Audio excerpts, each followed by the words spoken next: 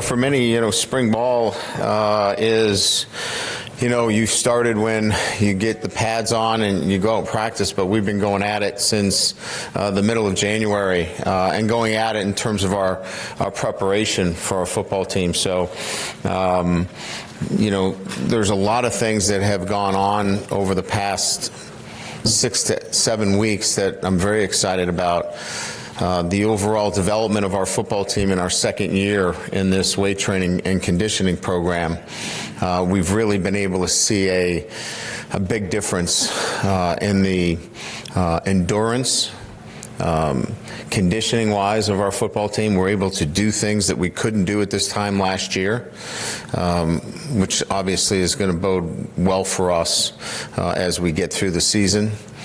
The strength gains for our football team have been clear and across the board. We've seen the kind of physical development that you want as we develop our football team in this second year of our conditioning and weight training. So those are very exciting pieces even before we get the helmets on and before we get out on the field. Certainly our players are excited about tomorrow. The workouts have been strenuous.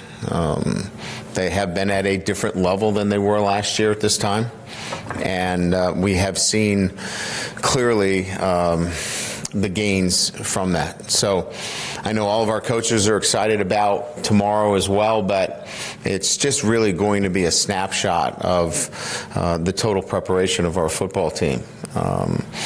So what are the goals? Going into the spring here, I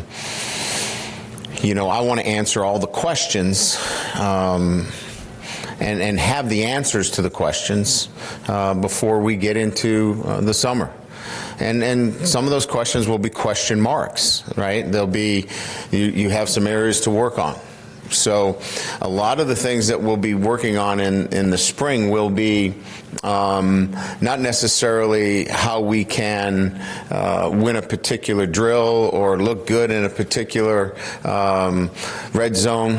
We want to see where our question marks are. So we're going to put our players in positions where they haven't succeeded quite as well, or maybe as coaches we haven't been as good as we need to be, and that will be our spring.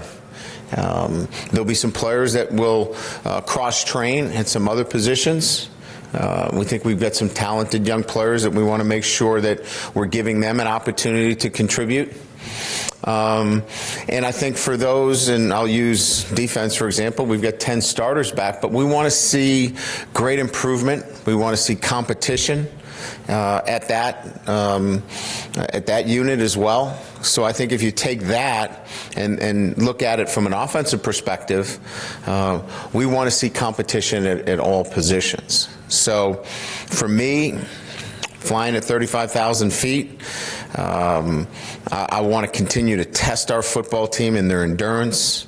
I want to continue to test our football team in the gains that they've made from a physicality standpoint.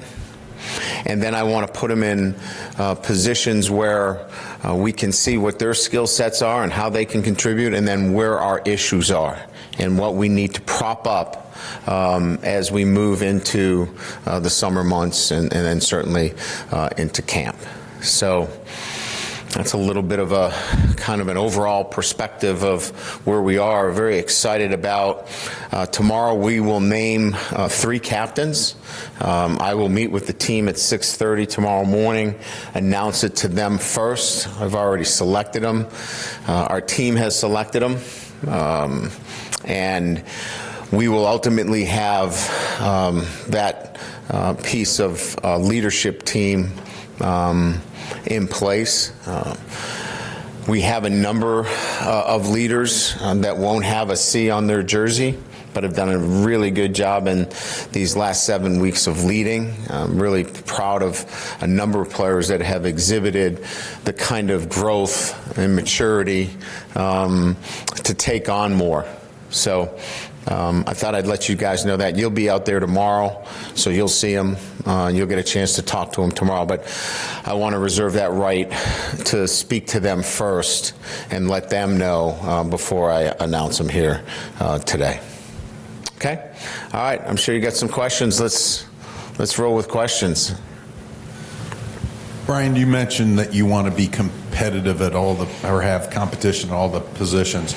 As far as the quarterback competition goes, do you go into that with a presumptive number one, or is everybody even? And how do you work Avery Davis into the equation? Sure. Well, you've got to put somebody out there first, and by virtue of a lot of the really good things that Brendan did last year, he'll go out with the first group, but we all know that Ian was integral in our last win against LSU, and he deserves an opportunity to compete as well. So I think what we'll do is we'll foster an environment where our players truly know they have an opportunity to compete for starting positions. So I wouldn't use words like he's the presumptive starter, but yet he's going to be going out with the first group. But Brendan knows that he's got to work on, his skill set as well. So I think that's kind of what we'll try to foster in the environment relative to competition. I missed the back end of that, maybe, the other part of the question. Davis. Yeah. So, Avery, again, is a quarterback, and we want to give him a chance to really continue to develop his skills at quarterback. But when he's not playing quarterback, we want to see what else he can do for us. He's a very gifted player, and we may try to get him involved in some opportunities where he touches the ball other than just the quarterback position. But first and foremost, he's got to be given a chance to play quarterback. He didn't get that chance last year. He went right to scout team and did a great job for us. But he's got to have an opportunity to compete at quarterback. And then when he's not taking reps there, I'm sure he's going to want to get involved in anything he can do. He'll be on special teams. He's going to be a guy that definitely comes on the field and helps us next year. On the Michael Birch version of the roster, it has Jafar Armstrong as a wide receiver / running back. Is that where you have added running back depth, or do you want more guys to cross-train there, besides Avery Davis, too? Well, I'm not sure Avery's going to play running back. He's a quarterback, but we'll see what other things he can do for us. Jafar is more towards that Theo Riddick, if you will, where Theo was a wide receiver but took reps for us at the running back. I think I'd like to kind of move in that same direction. He's going to be a guy that I think can touch the ball coming out of the backfield, but also can give us some work at the running back position. Theo, CJ Procise, we kind of see him in a similar vein. Obviously you're going to start with 5 and kind of see how things go, but do you know where you're going with the left tackle? Do you have somebody that in mind that you... Yeah, I think Robert Hainsey will be the first guy that goes out there at the left tackle position. He's proven to be one of our more effective technicians at that position. So Robert will start at that left tackle position, and then there'll be a lot of cross training, across the board, with obviously Tommy Kramer, Josh Lugg. I think you're going to see those guys, cross training. I think it's going to be an extremely competitive situation, one that I'm kind of looking forward to, because, there's probably, I'm just looking at my roster here, there's probably 4 or 5 different combinations that we could run out there at the offensive line. I think you're going to see a lot of them in the spring. Last one from me. Your 2 sport athletes have really gotten off to a nice start. They have. Pride has done well on track, and I think Cole Komet going into yesterday had the second most innings and was up there in strikeouts. They're using him a lot. Yep. How does that change as you guys get into spring practice? How do you work it so they can do both? Yeah, so both of them were recruited with the knowledge that they wanted to, and we felt capable of handling the academics. And to me, that's number one, their ability to handle themselves academically so they don't put themselves in jeopardy. Number two, they've got to be able to contribute to that second sport, which you've already alluded to. They've done great things in contributing. And I think the third factor is they can't lose their place in the program. Missing one practice is not going to put them in a position where they lose their place in the program. And I've been able to communicate quite well with the coaches, and we feel really good that they're going to be able to do all the things necessary to continue to grow in the football program as well. So those three things have to be in play, and they are with both those guys. That's it for today, huh? We'll call it the Eric Hansen press conference. And Pete, do you want to join? I'm here. Okay, awesome. With Brandon, what kind of winter has he had to come back from how his season ended? What have you been looking to see from him just around the building? Yeah. Well, he hasn't changed a lot around the building. I mean, he's still the, the kind of kid that we all know him to be, extremely committed, engaging. He's got leadership skills, so nothing has changed from that perspective. What I think has changed a little bit is his priorities. I think football has become very, very important to him in terms of his progress. He's in there after weight training, working on his mechanics, throwing up, watching film. I've seen a guy that clearly understands that there's more to it than just Saturdays, and it's been great to see that he's taken his development to the next level. In terms of a couple guys who are older, who their junior year maybe wasn't as out there as they wanted to be, Dexter Williams, Alize Mack, kind of a similar question about their off seasons and what you expect to see from them over the course of the next 6-7 weeks. So Dexter, I think we all know last year was much more about staying healthy. We couldn't, really get into a great continuity with him because of injuries that put him back in terms of his preparation. Most people just see you on Saturday when you have your helmet on and shoulder pads and wonder why isn't he in the game. Well, there's 4 other days leading up to it, and his inability to really practice and provide the kind of work necessary to get to Saturdays put him behind a little bit. This year he's been healthy. I think he's made really positive strides in his volume of work, his ability to sustain over a longer period of time. If there was one area where I really feel good about what he's been able to do is that he's broken through some barriers as it relates to his volume and his workload. And that's all on him. He's had to do it himself. So I feel really confident going in the spring that he's going to be able to take on a bigger load. As it relates to Alize Mack, I think a lot of things were areas that he had to clean up off the field, which he has. He has not been on any lists. I'm really proud of him and what he's done. But he knows he's got to go prove it now, right? He's got to be consistent as a ball catcher. He's got to be great in line as well as detached. And he's got some good players around him that he's got to go and beat out because he's coming off of a suspension. He's very humble. Like I said, he's done all the little things the right way for us off the field. His attention to detail has been great, and good for him. Now he's got to go put that together. A year ago, you sort of changed your off-season, coming to the workouts in the morning. Did you keep up with that? Did you change anything from the changes you made last year? No, we have our SWAT teams, our accountability teams. Our process is still the cornerstone of what we're doing. Having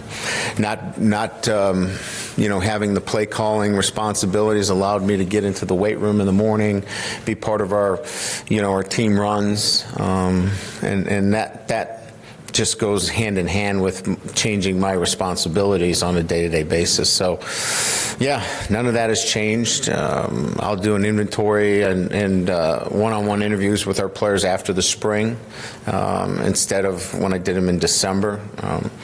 So I think that's probably the only change. But no, really excited about what we've been able to do over these last 7 weeks. And you also mentioned with Coach Bayless and the strides made there, doing some things you guys couldn't do last year. Yeah. Could you give us some insight of some Sure. areas where, wow, that was a breakthrough, whether it be a group or a player or something of that nature? Yeah, I think it's particularly in workload. We weren't able to sustain the kind of workload with our running and strength training last year that we can this year. I think the easiest ones would be the ability for our players to bounce back after a really difficult workout and come back and run the next day at a high level, whether it be timed runs, which we have for all of our guys because we're in competition in everything that we do. We weren't able to make some of those time runs last year. We'd have a group of guys that couldn't make them. We're not in that position this year. So volume, the ability to bounce back, workload now that has been, I think, attributed to last year and this year, both of those things coming together to put our football team in a position where they can handle a workload. Now, so what does that equal for me is we want to be obviously a better football team in November. So, some of our points of emphasis, we had a weight training a couple of Fridays ago that focused on, playing in a hostile environment. We didn't handle the time that we played at Miami very well. We want to get our kids used to playing in those hostile environments. We're going to have a couple this year. So working on those things that we didn't work on last year has changed the complexion of year 2 for us. So what did that one look like or sound like? Well, it's, creating distractions. We had strobe lights and things that distract you during your workout, loud noise to simulate the atmosphere that we had at Miami. They had to watch a video, and they saw the turnover chain quite a bit. It was not a pleasant experience for our guys. So handling that kind of scenario and that situation, and it really comes down to fear or flight in that kind of situation, and we want to fight, and our guys kind of got the message. And just lastly, the 5 early enrollees. Yeah. Much 6 early enrollees. You have much of a handle on them? Yeah, first of all, they've acclimatized themselves extremely well socially and academically, and then in the weight room. Have been really pleased. I think there's a couple of guys in there that, George Takas had a cartilage surgery, so George will be out for the spring. He had a bucket tear in the cartilage, so we've repaired that, so he'll be out. But other than George, all those guys will get in there and compete. Bo Bauer has been a tiger in the weight room. He's been very impressive. Houston Griffin has got great skill set, so I think you'll see all those guys compete very well in the spring. Brian, right up the middle. Yeah. With the quarterbacks, you mentioned Brandon would be the one to go out there first. Yeah. How do you plan on dividing maybe the reps between them, and would there be days when Ian would go out with the first team first? Yeah, I don't think we're being totally honest if we say that there's competition and you get the second team reps the whole spring. So Ian's got to have an opportunity to, have weapons around him and have that opportunity as well. How we'll split them, not quite sure right now. I mean, I think it's something that we'll see from day to day, but Ian's got to have that opportunity as well. but it's not going to be, traded off every day. They got to gain some continuity and some consistency with their unit as well. Do you think there would be separation by the end of the spring, or do you think this is something that'll definitely continue into August? I think you always hope that one guy just says, I'm head and shoulders. If we have that situation, I think we're in pretty good position if we have clear separation. I think it's more important that we do a really good job of developing both of the quarterbacks, and if they both have made great strides, I think that's what I want to get out of. What I want to know is that our quarterbacks are equally adept at running it and throwing it, and that wasn't the case this year. We have to be equally adept, and that's really going to be the goal of the spring, more so than if one guy separates themselves. Do you think it's possible you'll play two quarterbacks next season in a particular game? Oh, I think you always, Angelo, have that opportunity. Do I wish that we have that? No, I don't wish that we have that scenario occur. It's hard, it's not an easy deal. We'd like to have one guy, but we'll deal with it as we go along. Brian, yes. Question about a couple of seniors. First, Jerry Tillery. They both just kind of get a good bowl game. What have you seen from him from the end of the year till now as an emerging leader? Well, that's been a focus. So, Jerry came back to focus really on, what does he need to do, both as, a leader in our program and somebody that can improve his stock, right, in terms of the NFL and help our football team, all at the same time, not one more important than the other. So we've seen tangible signs of his ability to get stronger physically, move better. He's in better physical conditioning, and he's going to be able to play, we're going to move him out to the 3 technique. So it's important that he works on his pass rush, and he's been diligent in that respect. He's one of our SWAT team leaders.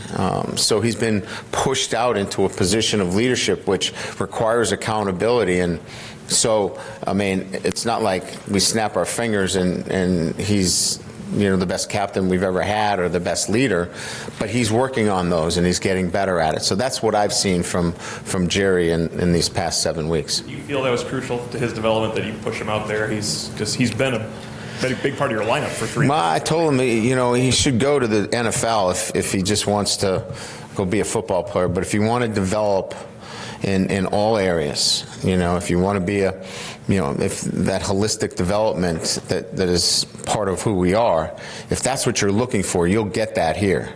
And so that has to be an investment that you want that. And he was looking forward to that. That's what he wanted. That's one of the reasons why he came back. And I think he's made really good progress there. And I don't think anyone could have left Orlando with more confidence than Miles Boykin. How has that kind of carried over from the hero role at the end of that game? Yeah, I think that he handles himself with a lot more confidence, that he can be, a playmaker for us. I think he jumped close to 40 inches. He's got incredible traits physically. We've been working, we went into something a little bit different in this year too. We developed a speed school. One of the things that I wanted to develop is our explosiveness, change of direction, and speed within the program as we continue to work on getting stronger and having more endurance, as I mentioned to you earlier. And in that speed school, one of the more important, pieces is not continuously running 40s, but your change of direction, that burst. And, an outstanding 10 is sub, 1.5. And when we started our speed school, we had only one player that was sub 1.5, and that was Troy Pride, as you can imagine, his first step and, his ability to get out. We have 8 already that are sub 1.5, which is remarkable, and Miles Boykin's one of them. Brian, right back up the middle here. Just going back to the captains, so you're only doing 3 this year, is that correct? 3 right now. Okay. We'll see where it goes. I'm going to, talk to the team about, what their preferences are relative to whether we want a 4th. But right now, I'm only going to announce 3. Okay, gotcha. Just in comparison to, naming 6 or 7 the last couple of years. Okay. And then the offensive line with Mike Quentin, Harry. Are they coming back? Parting. Mike and Quentin? I don't know. Oh, Maybe I just- I saw Quentin here today. I asked him if he changed his mind after his workouts. I thought he said, "No, I didn't change my mind." Actually, so with those departures, Yeah. is the offensive line, would you say, the thing that you're going to keep an eye on a little bit more than some of the other position groups this spring, even though it is early? No, I don't know that I would keep an eye on it. I think there's some more moving pieces there. But, man, when you have Sam Mustapher and Alex Bars, that's pretty good right there. And experience with Kramer and Hainsey. Yeah, it's not a worry of mine by any means, but I'll be involved in a lot of conversations about, who's going to be on the right side, who's going to be on the left side, cross-training. Rulin's got to play some guard. He's also our center. So there's going to be a lot of moving pieces there, but it's not a worry of mine. I think we're going to put 5 really good players out there when we run out of that tunnel. And I can imagine the chemistry that they're going to have with Jeff is going to be very similar to what they had with Harry, despite his how polished he was. Yeah, different personality, right? Different personality, but Jeff has always treated that group in a similar fashion about their identity, the closeness of the group, the standard. So there won't be much different there in terms of the day-to-day. But they're different coaches. Our philosophy won't change. That was one of the real big pieces of maintaining some continuity here. That philosophically we'll be doing the same things. And then on the opposite side of the ball, the 10 returning guys on that defense.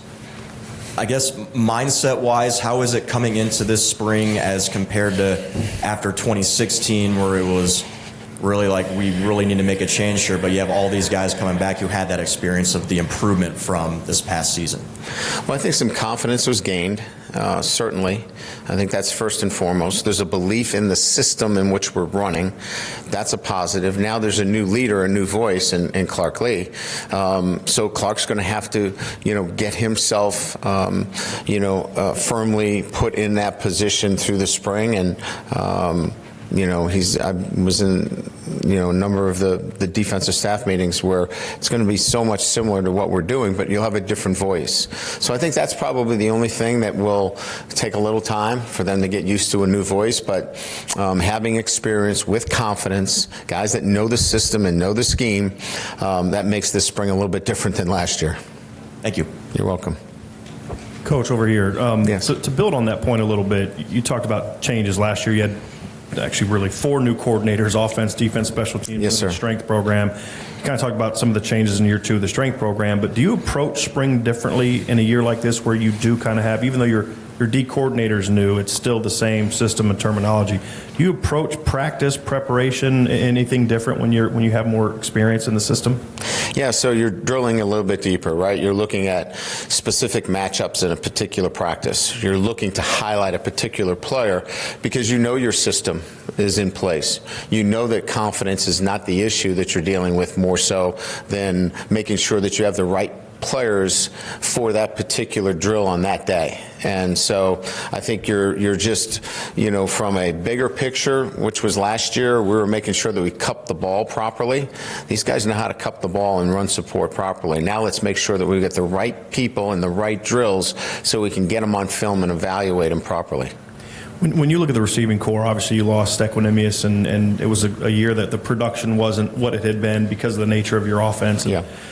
What's sort of the expectations for that group this spring? What are some things you're hoping to develop with that group this spring? Well, I think some young guys are going to get a chance now. Michael Young gets a more prominent role within the offense. Chris Fink is going to be seen. Miles Boykin, who, obviously didn't really play much until, midway through the season. I think those guys get called upon to really show themselves. And I think, utilizing our running backs in the passing game as well and giving them an opportunity, because we're we need some reinforcements in the fall. We've got some receivers coming that I think are going to be able to be counted on in the depth. So we've got to be smart in the way we run our offense this spring. We're not blessed with a lot of depth right now. We're going to get some help at that position. So that's why we're cross-training some players and seeing what maybe they can do as well at that wide receiver position. Continue to work on the skills of a Chase Claypool, refining his skills. So I think there's a lot of work to be done. I'm less interested in maybe, what the entire unit looks like. And I'm more interested, which goes back to your original question, of the individual development and knowing what I have going into August. Do you feel it's important to develop sort of an alpha at the position, or do you feel like in today's spread offenses with the way that you run and move things around that you can be successful and potent week to week with sort of a committee? That's a trick question, right? I mean, I think, you would want an alpha at every position in a sense that, would be that guy that speaks up and says, give me the football. I think I want to get to where we clearly know at the wide receiver position that production has got to go up. And that's twofold, right? It's got to come from the quarterback. It's got to come from our wide receivers and catching the football. So I'm less focused on that. That kind of happens when you gain some confidence out there. And more interested in more production from those guys. Last spring, I thought one of the standouts, also in fall camp as well, was Tony Jones Jr. at running back. What are the steps you can do this spring to try to get him to start being able to prepare to translate sort of that excellence in practice that we've seen in the few times we've been in practice into obviously production on Saturdays? Yeah, so I think there's a couple of things there, Brian. One, room at the top, right? He's, there's no guy in front of him that's a workhorse in Josh Adams, so he sees that. So that's a huge motivator. I think his strength and work volume is better than it was last year, and that's gonna prove itself to be probably as equally important because he's going to stay healthy. He wasn't healthy most of the season as well, so stronger. He's got a coat of armor on him. His work volume is better, and I think finally, we recognize how important he is, and we have to make sure that he gets the proper touches within this offense. On the other side of the ball, last year on the D line, you kind of had an interesting makeup of your rotation. You had some really older players at the top, and then a lot of really younger guys at the bottom. Yeah. Those younger guys, the sophomores and the freshmen, what's their offseason development been like now that they're in year 2 of the school or in year 2 of the strength program for the rising juniors? Well, I think you'd start with probably the guys that we felt needed to be stronger physically, gain weight, and get bigger and stronger. It starts with Dalen Hayes, a guy now that's up in that close to 250, 252 range. That's a bigger guy that we wanted to present to our defense. I think a guy like Khalid Kareem, who's maintaining his weight as the big end, in that 275, 280 range. Getting Kurt and Myron to continue to develop as young players and be stronger and more physical so they can hold that nose, so we can move Jerry. Jonathan Bonner now, can kick out and play some big end for us, getting weight on him. So I think the development for the defensive line as they continue this spring into fundamentals has been the strength portion of this and the volume in which that they can play more snaps, and I think we've made some pretty good strides there. Speaking of strides and conditioning standpoint, obviously Darnell Ewell making that transition from Norfolk to Notre Dame was a tough one for him.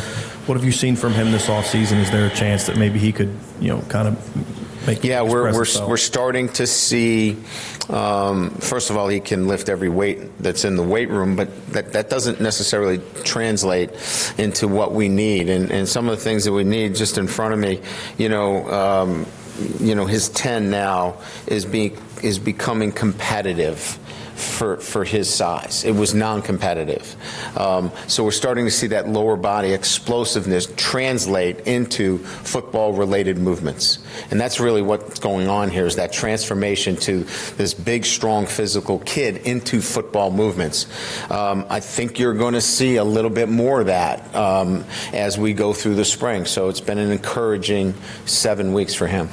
The last thing for me, Coach, you had two young linebackers last year, Jameer and Jonathan Jones, did a lot of good work on special teams. What have you seen from them as far as now they're kind of being maybe pushed as their veteran players into different roles?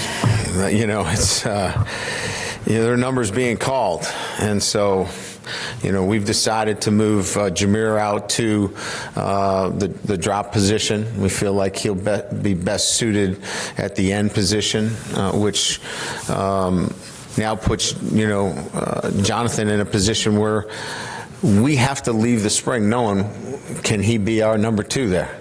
Can he back up Tavon Coney? And so we believe he can. He's got to go now do it. And so he knows what his role is going to be. He's got to be a great special teams player for us as well. And we need a lot from him this year.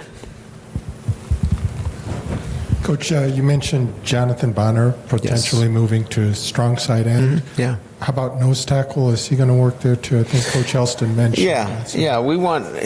I'm talking more in third down situations, but yeah, he's going to be playing the nose as his primary position. That's where he wanted to play, but he gives us great flexibility now that in third down situations we can utilize him on the edge as well.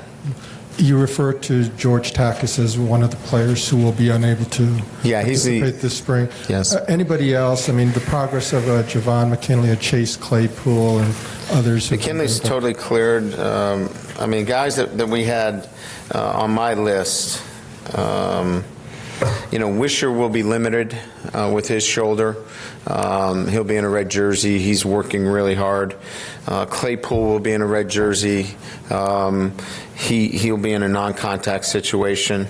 Bonner had the wrist, so he'll be limited, and Brock Wright will be limited. But they'll be actively involved in virtually everything we're doing. Whether we take them down to the ground, probably not this spring. It seems the one position on defense that you also need to fill would be the rover if Drew is indeed moving inside to the buck. Yeah, Drew's moving inside, so you guys can write that down and get used to it. Who would he be? Somebody who could still cross train at rover, or are you looking for somebody? So we need to go through the spring, and in terms of answering questions. Asmar Bilal will run out as the rover, and he'll start there. But we know he's a big rover, right? If we get into, a 10 game with 10 personnel on the game, he's got to be able to play linebacker. It's just the reality of it. So who's the next guy in, Is it Owusu? We've moved Richardson down there. Is it Morgan? There's going to be a number of guys who'll have the opportunity to be that next guy, or we go to nickel. We run a nickel out there. So, but here's what I can tell you, that in answering questions, Drew's got to play the buck, and he's got to play it well, and we've got to settle on him. That's where his reps are going to be this spring. Asmar's got to do some cross training, and Jonathan's got to do a great job of being a guy there that can give Tavon a blow when he needs one. And just the running back situation you are using and cross-training others, is there a path back either for C.J. Holmes or Deion McIntosh at the end of spring?